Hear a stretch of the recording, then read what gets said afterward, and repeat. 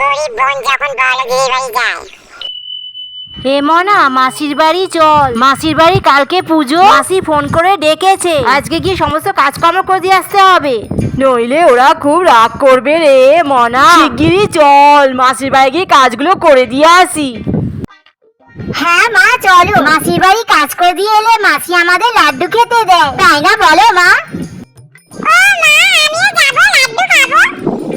হ্যাঁ তাড়াতাড়ি চল, দেরি হয়ে গেলে পরে তোদের মাসি আবার খুব রাগ করবে। শিগগিরই চল। কি গো, তোমার বোন আর বোনের মেয়েরা কখন আসবে? এই যে বললে ওদেরকে দিয়ে সব কাজ করে নেবে বিনা পয়সায়। আসবে গো আসবে, ওরা ঠিক আসবে, আমি ডেকেছি বলে কথা।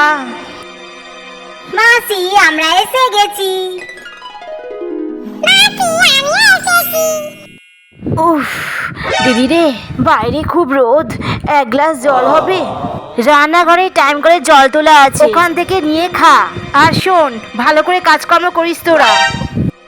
হে মনা, বোনকে নিয়ে তাড়াতাড়ি রান্নাঘরে আয়। রান্নাঘরে টাইম করে জল রাখা আছে, ওই টাইম করে জল খেয়ে তাড়াতাড়ি কাজ শুরু করবো।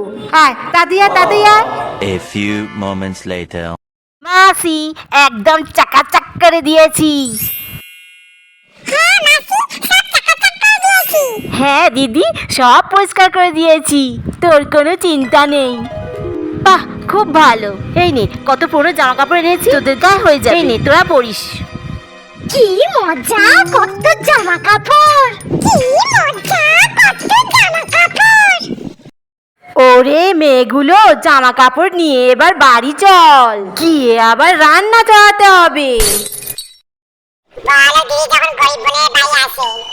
উফ বাবা, কি গরম পড়েছে, আমি আবার কেনা জল ছাড়া খাই না। এই নে দিদি কেনা জল, একটু কফি বসাই। তুই তো জানিস বোন, আমি আবার ব্ল্যাক কফি ছাড়া খাই না। এই নাও মাসি, তোমার জন্য ব্ল্যাক কফি। Thank you.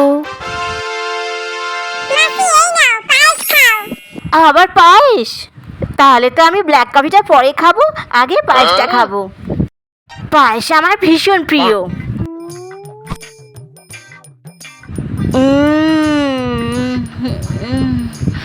দারুণ হয়েছে। আমার ঠাকুমা বানিয়েছে মাসি, আমার ঠাকুমা খুব সুন্দর পায়েস বানায়। আরে মনা, আমার কপালের বাড়িটা দেখেছিস? আরে ওই তো আমার কপালের বাটিটা।